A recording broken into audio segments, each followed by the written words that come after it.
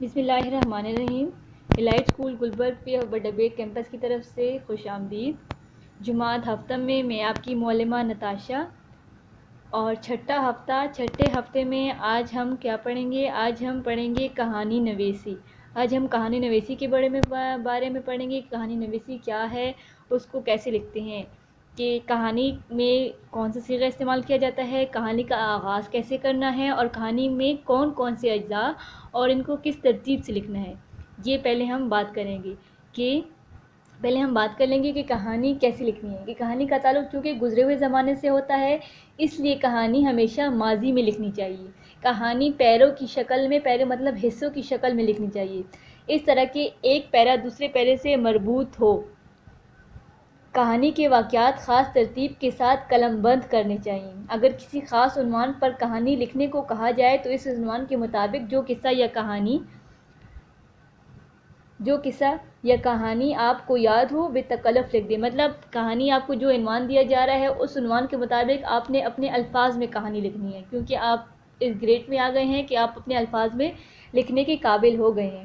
کہانی پر اس کا عنوان بھی لکھا جائے، نیز کہانی کے آخر میں اس کا نتیجہ یا اخلاقی سبق ضرور ہونا چاہیے۔ مطلب جو کہانی ہمیں دی جا رہی ہے کہ اس عنوان پہ یا اس موضوع پہ ہم کہانی لکھیں، تو کہانی کا تو پہلا پیرا ہمارے پاس ہوتا ہے آغاز اور تعارف۔ ٹھیک ہے، کہانی میں آغاز ہم نے کیسے کرنا ہے، اور تعارف ہم نے کرداروں کا تعارف کرنا ہے کہ کہانی میں کون کون سے کردار ہیں۔ دوسرا پیرا ہمارے پاس ہوتا ہے واقعات اور تفصیل، کہ کہانی میں کیا واقعہ ہوا ہے، کہ اگر لوگ ہیں تو لوگ کے ساتھ کیا کیا واقعات ہوئے ہیں۔ پھر تیسرا پیرا، تیسرے حصے میں کیا ہے ہمارے پاس؟ انجام، اختتام اور اخلاقی پہلو، کہ کہانی کو ہم انجام تک پہنچائیں۔ ٹھیک ہے، اور کہانی میں کوئی نہ کوئی اخلاقی پہلو ضرور ہونا چاہیے، تاکہ کہانی پڑھنے والا اس اخلاقی پہلو سے سبق حاصل کر سکے۔ اب کہانی کا مناسب عنوان ہونا چاہیے۔ ٹھیک ہے، کہانی کے داروں اور جگہ کا تعارف۔ ٹھیک ہے، واقعات، انجام اور نتیجہ۔ ابھی میں نے آپ کو بتایا کہ کہانی کے اجزاء، کہانی میں کون کون سے اجزاء ہوتے ہیں؟ آغاز، واقعات اور اختتام۔ اب ہم بات کریں گے کہ آغاز کے بارے میں، کہ آغاز کیا ہے۔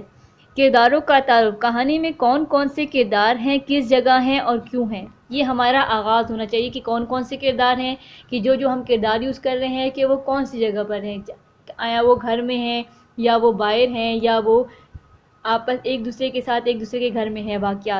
واقعہ کہاں پیش آیا۔ واقعات لکھتے ہوئے رابطہ اور تسلسل کا خیال رکھا جائے، جو بات شروع کی جائے اسے مکمل کر کے آگے بڑھایا جائے اور پھر حل کیا جائے، کہ ہم جو واقعہ لکھ رہے ہیں اس کو ہم پورا لکھیں، ہاف میں اس کو نہیں چھوڑنا چاہیے، فل لکھ کر اس کا حل نکالنا چاہیے۔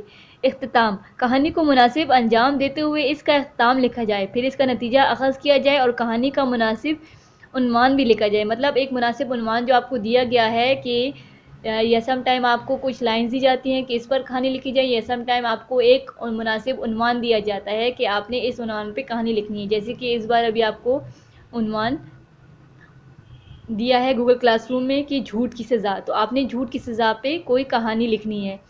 کہانی کو تحریری شکل دینا، کہ کہانی ایک تحریری شکل میں ہو، اس کہانی کے 3 پیراگراف ہونے چاہیے، پہلا پیراگراف، دوسرا پیراگراف اور تیسرا پیراگراف۔ کہانی پیرے کی صورت میں ہونی چاہیے، کہ ہر پیراگراف دوسرے پیراگراف سے ریلیٹڈ ہو۔ کہانی میں ماضی کا صیغہ استعمال ہونا چاہیے، مطلب پاسٹ والا سینٹینس ہمیں یوز کرنا ہے، کہ پاسٹ میں یہ کہانی ہم سے پہلے گزر چکی ہے، یا یہ کہانی ہم نے دیکھی ہے، اس لیے ہم اس کہانی کو بیان کر رہے ہیں۔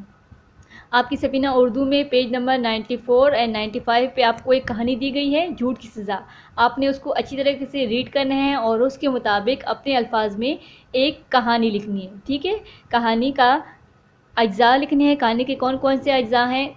آغاز، واقعات اور اختتام، اور پھر آپ نے ہر تفصیل سے لکھنے ہیں کہ آغاز میں کیا ہوا ہے، واقعات کون کون سے ہیں، اور یہ اختتام اس پر کیسا ہوا ہے۔ لیکن کہانی میں ایک آپ کا امپورٹنٹ کام کیا ہے؟ اخلاقی پہلو۔ لالچ کی سزا کے عنوان پر ایک کہانی لکھیں جو پڑھائی کی گئی ہے، مطلب جو آپ کو پیج نمبر 94 اور 95 پہ آپ کی سفینہ اردو میں جو آپ کو پیج مینشن کیا گیا ہے، اس کہانی کو آپ نے اچھے سے پڑھنا ہے، اور لالچ کی سزا پہ آپ نے ایک کہانی لکھنی ہے۔ تب تک کے لیے اپنا خیال رکھیے گا۔ اللہ حافظ۔